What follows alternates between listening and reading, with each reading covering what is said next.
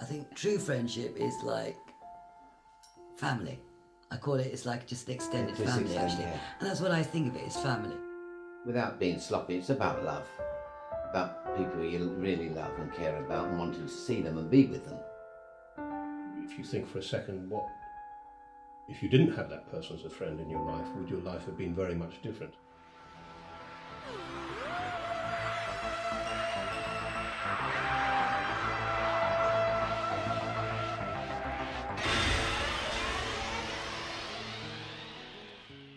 My mum and dad sent me to Italia Conti. While I was there, they said, why don't you do an acting class? So I did a singing class and a tap class, and I then did an acting class. And by the time I was 11 or 12, I played Curly in Peter Pan. I started in 1950, Christmas, in Peter Pan. That was my first pro job. My intention through my teenage years and then going to go to university was to become a motor car designer. I applied to various car companies. Every single one wrote back and said, yeah, we'd be interested in you following a career as a car designer, but we have to say that we would not necessarily take you on as a car designer. I thought, no, I want to become an actor. I kind of always liked performing, and I always did concerts or festivals or this or that. And I remember there was a school play and I was supposed to come down the steps and run across to this other girl, because it was a girls' school. It was my lover. And what happened? I sort of tripped, did this huge slide down the steps, landed splayed out with everything in the middle of the stage with my script everywhere and that one over there, and papers all flying over. Well, of course, the whole school erupted in laughter, right? And something happened to me, and I just remember going, I'm home.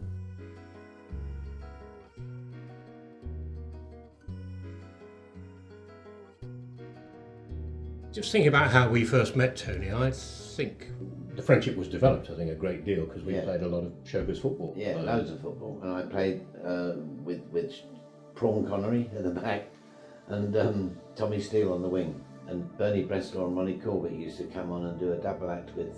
Ronnie Corbett had a ladder, and he used to climb up the ladder and pour a bucket of water over Bernie Breslau. And then later on, you came along and a few other mates. Game of football and a glass of beer afterwards and a bit of fun. In terms of Sharon and I, we knew each other, we had mutual friends and things, so we saw each other around. First time, Give Us a Break, we kind of got to know each other better on Give Us a Break. And I think what also happened is when we were not working, we used to go to the pubs and play pool. That's right, yeah. We had our pool session. And you two...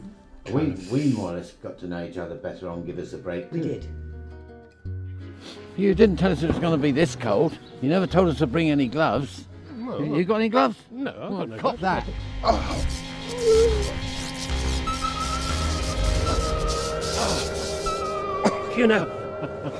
That reminds me of Dragonfire.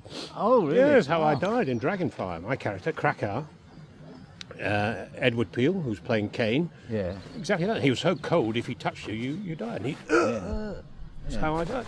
And so like most people that appear on Doctor Who are non-regulars, I wound up getting bumped off. He was quite a stern, severe character, the character I played, and probably did not have a funny bone in his body, I suspect. I was thinking, every time I do Doctor Who, that's twice, I get killed. First Doctor Who I did, Destiny of the Daleks, Tom Baker was the Doctor, I got zapped by a Dalek. And I think, as far as I know, I'm the only person ever on a Doctor Who to be killed by a Dalek and come back to life. Character came back a bit later. Oh, special potion you took. Special potion and a good script editor. Because I remember my very bring first that character back. My very first one was my very first telly ever. And I remember it was Stones of Blood, and I'd never been in the studio before, and I remember being in this tent.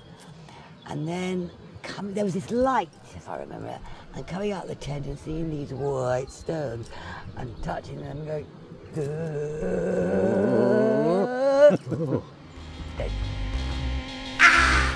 stones of blood!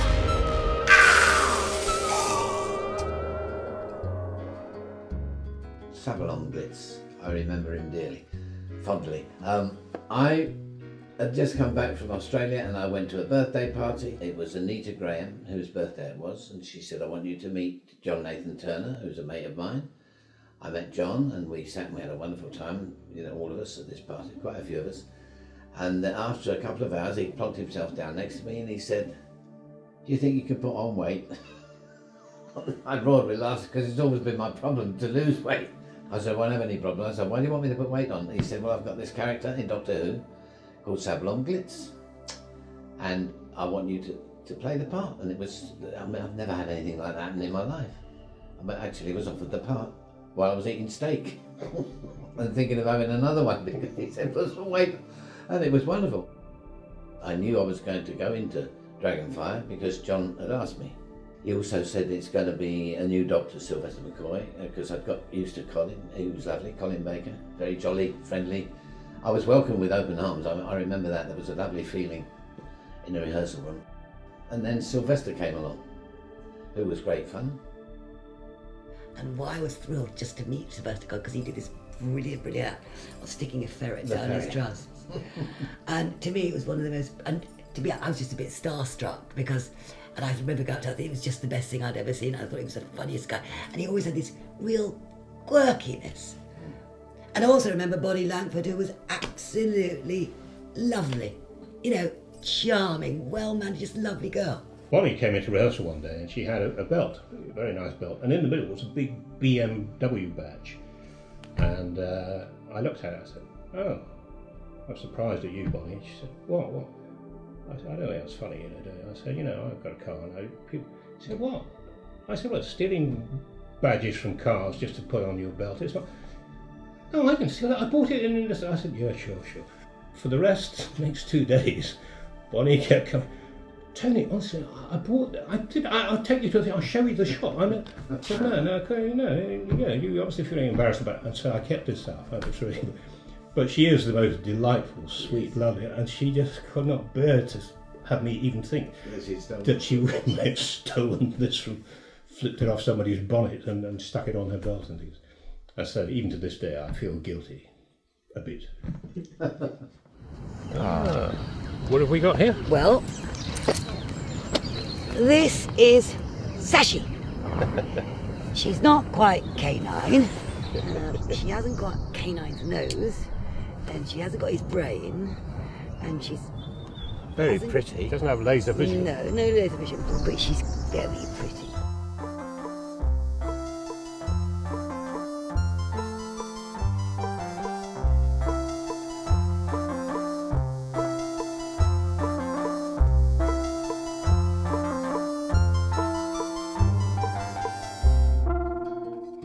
Customer, and I had a child, and I think I was dressed rather outrageously. I also remember about the rehearsals of that because Chris Clough was a great mate of mine, and the thing about Chris is everybody loves him. He gets on with everybody, and he's not weak. No, he's not strong. He's not. He gets on with cast, crew love him, producers love him. He's totally respected by everybody, and this fantastic calm temperament. There was always a good atmosphere, that's the thing. John Nathan Turner created a great atmosphere. I had a great time with Chris Clough because he was me anyway, and like we all do, we all get on. And so therefore, except Chris Clough used to nick all my fags. And I remember in rehearsals, all I wanted to do was lie on the sofa and do my crossword. But every time I would lie on the sofa, they said, Sharon, get off, this is part of the set. And I'd have to keep moving around. And then I remember the day of the filming of it was your two evil nephew twins were there. They got this grin. And they'd learnt that I was going to have gloop poured all over me. So they were following me around everywhere because they just wanted me to see covered in gloop. And all I remember is being covered in this gloop, with falling on the top of me and your two nephew terrible twins smiling like that. Actually, I quite like getting glooped. I do remember some areas of the set. We were told we must not bear to the left or the right, must stick to this area because if you step to the left or the right, you'd go through it because it was made out of papier-mâché and old bog rolls, And they used to make, the kids in the department there used to make marvellous models, and I used to say that, you know, Steven Spielberg would have paid them a fortune to do what they did for Doctor Who. Now these statues, I mean, they are fantastic. I mean, I don't know a great deal about them. Sharon knows more. Well, I think the guy who owned this place where we are and that was a guy called Sir Ratan Tata, and he was a Parsi industrialist and philanthropist. He was supposed to be a bit mad anyway. And he brought those statues over from Italy. Well, whatever you do, don't blink. Why? That's your call. Why? Why not blink? Doctor Who? Oh. Maybe not. I mean, this is all the modern stuff, is it? Or Yeah, I'm going to leave you in misery. It'll come to you eventually, but yeah. Don't blink. All right. I can't remember. Clue, give us a clue. Give you a clue. Is it dragonfly? All right. Oh, is it dragon? I thought it was. Oh yeah. Yeah. Dragonfly. Fire. Dragonfly. That well-known episode of Doctor Who, Dragonfly. I wouldn't remember it if I wasn't in it. I wouldn't remember it if I was in it. Destiny of the Daleks, where Tom Baker was the Doctor. There were a couple of giggly moments in that, and we had these wonderful plastic ray guns and things. So, you know, we would just do so. We'd threaten each other throughout T-Ray. Don't talk to me like that, you know. And so we would give ourselves. We'd struggle through one or two scenes in that. If people start to go, if you catch somebody's eye and you sense the giggles go, I know I can kind of hold it quite well, but I can make it far worse for the other. Yeah. But I just keep looking at them. Because it's worse than a dry. If you're dry, you can usually talk your way out of it. But the I know, because it affects your voice. Yes. You start crying. You're crying and you're trying to hold it. And the other thing, you can also pee yourself. In Dennis Waterman's book, with me and him, in a play called Enemies, this scene towards the end of the first act, where he reveals that he's gay. And he suddenly went into Anton Diffring mode. Do you remember Anton Diffring? Who was a very camp, who played all the German Nazis in all the British films. He was very camp German.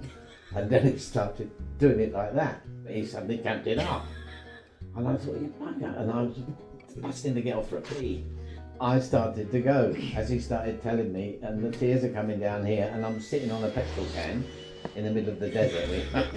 I'm sitting on the petrol can. And as he reveals this, usually I just went, oh no, sort of, you know, like that. And it started to happen. My khaki shorts started to go dark brown. And I thought, oh, shut up, you boss, shut up. And he came to the last line, and the curtain wouldn't come down. And I went, oh no. And I laid in the sand and flooded the sand. And Dennis has actually written this in his book about me wetting myself. That's the worst one I've ever had, and I've never done that on camera in my life. I think that's worth a bonus if it shows. Great friendships is you've always had a spat or two, and you've come through it. If I hadn't had both Sharon and Tony as very close friends, my life would have been very different. It's comfortable. It's like putting on an old coat. It's a lovely feeling.